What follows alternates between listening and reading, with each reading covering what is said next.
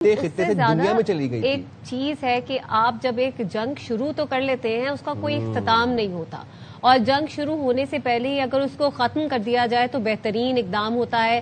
اور اب اس سے آنے والے دنوں میں پاکستان سمیت دنیا کی جو معیشت ہے اس کے دروازے کھلنے جا رہے ہیں. اسی پر بات کر لیتے ہیں. شہری رحمان صاحبہ سینیٹر ہیں پاکستان پیپلز پارٹی کی، ان سے بات کر لیتے ہیں. بہت شکریہ آپ کا شہری رحمان صاحبہ وقت دینے کے لیے.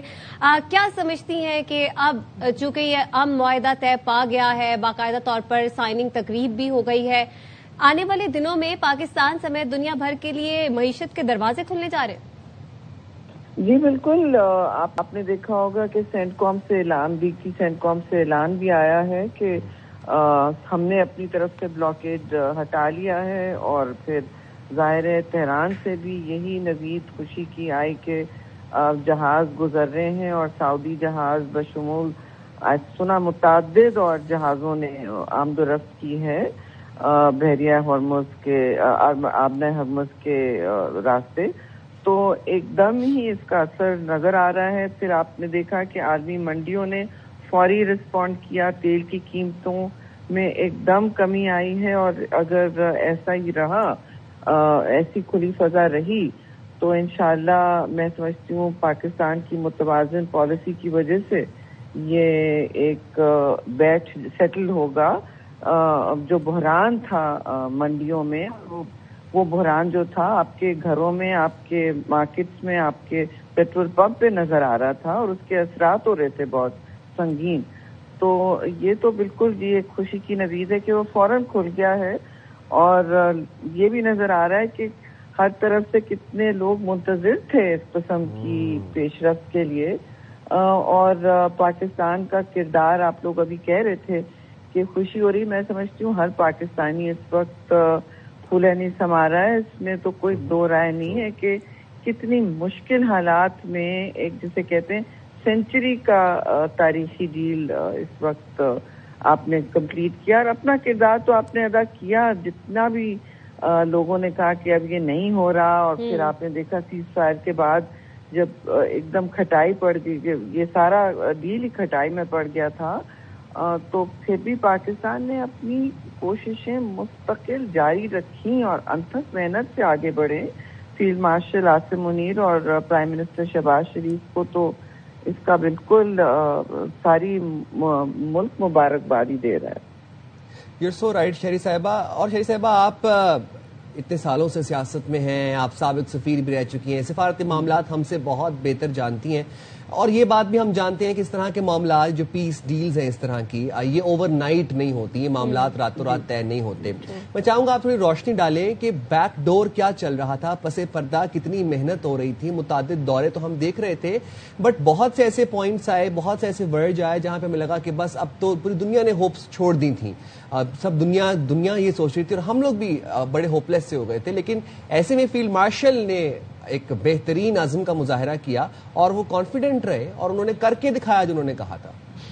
جی آپ دیکھ رہے ہیں مستقل بغیر کسی اعلان کے مطلب آمد و رفت تو چل رہی تھی ایران سے بھی، اور ہر طرف پھر خطے میں ٹیلی فون ڈپلومیسی بھی چل رہی تھی. یہ بھی ہو رہا تھا نا، جیسے یہ آن لائن سائن ہو گیا ہے، تو اس میں بہت سارا کام ٹیلی فون پہ اور وائرس پہ اور اس طرح بھی ہو رہا تھا. یہ تو ہونا پڑتا ہے. اور سفارت خانے بھی کھلے تھے کچھ، اور آپ نے دیکھا ہے کہ شکریہ ادا بھی کیا گیا کنگڈم آف سعودی عربیہ کا، ترکیے کا، ظاہر قطر کا بہت بڑا ہاتھ رہا ہے اس میں، کیونکہ انہوں نے ہمیشہ سے ایک ثالثی کا ایک رول کردار ادا کیا، اور ان کی تجربہ بھی ہے اس میں. بلکہ جو میری اطلاع میں جو سوئٹزرلینڈ میں جگہ ہے بوٹنبرگ جہاں ہو رہا تھا یہ، اور جہاں آگے اگر ٹیکنیکل باتیں ہوں شاید وہیں ہوں، وہ بھی قطر کی پراپرٹی ہے جی. تو اٹ مائٹ بی. تو آگے جا کے انشاءاللہ دیکھیں.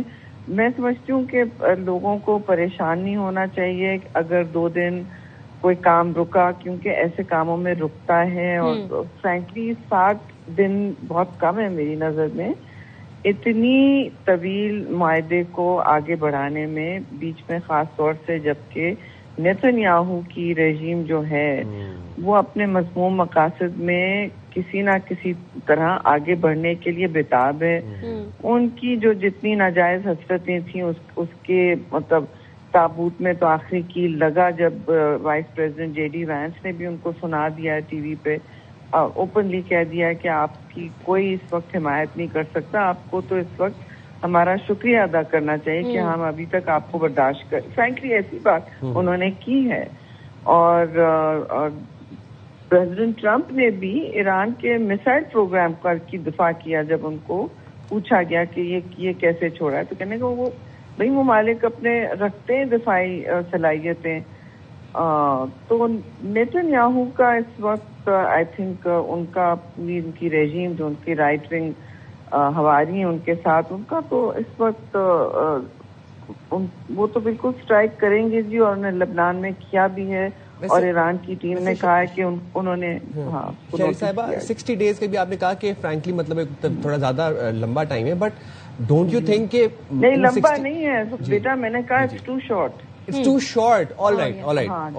اب میں وہی آپ سے پوچھنا چاہ رہا تھا کہ ان 60 دنوں میں معاملات بھی وہی ڈسکس ہونے ہیں جو کہ جے سی پی او جیسا ایک شاندار ویل اسٹیبلشڈ اوتھینٹک کانکریٹ معاہدہ نہ سنبھال پایا, اور اس میں پھر نیوکلیئر ڈسٹ ہے, افسودہ یورینیم ہے, یہ سب معاملات ہیں. But having said all of that we also know کہ اسرائیل اس ایکویژن میں ایگزسٹ کر رہا ہے as a spoiler. Do you think کہ اگر حاکم بدہن اللہ نہ کرے اسرائیل کوئی جارحیت کرنے کی کوشش کرتا ہے یا اس معاہدے کو نتن یاہو سیبوتاژ کرنے کی کوشش کرتا ہے اپنی عادت سے مجبور ہو کے, تو ڈونلڈ ٹرمپ کو وہ اپنے راستے میں بیچ میں پائے گا؟ ڈونلڈ ٹرمپ اسرائیل کے سامنے کھڑے ہوں گے؟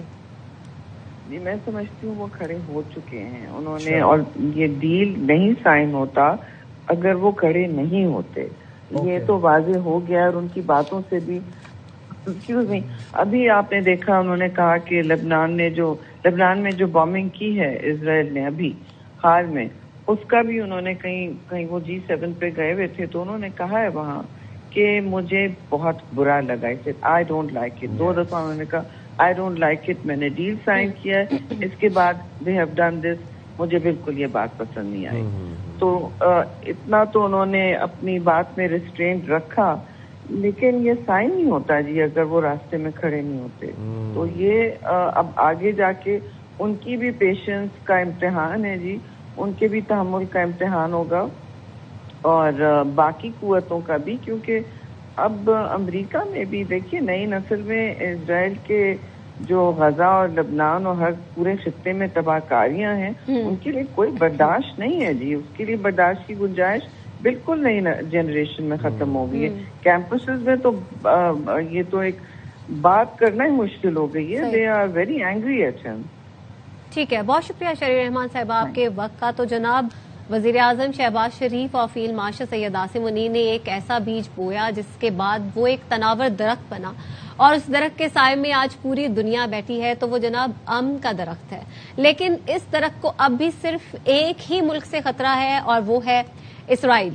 اسرائیل کس طرح سے اس امن معاہدے کو نقصان پہنچا سکتا ہے, اس کی ایک بڑی مثال یہ ہے کہ گزشتہ کئی روز سے لبنان پر اسرائیل کی جانب سے جو جارحیت ہے وہ جاری ہے, اور گزشتہ روز بھی ہم نے دیکھا کہ لبنان پر بمباری کی گئی ایک گاڑی پر, اور 3 افراد کو وہاں پہ شہید کیا گیا.